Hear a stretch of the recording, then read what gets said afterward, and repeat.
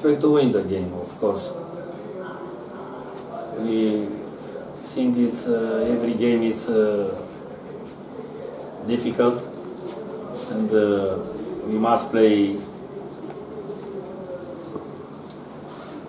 100% for win the game. Aizawl is not one bad team.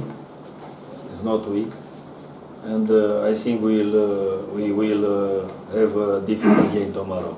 Yeah, see, we played now 7 games, and then we are close, very close. My match was very close, like supposed to win, got a lot of chance, didn't click it, and conceded a mistake goal. So things, there's no use to stay back and go for the defending. I'll go all out, and then let's see what will happen.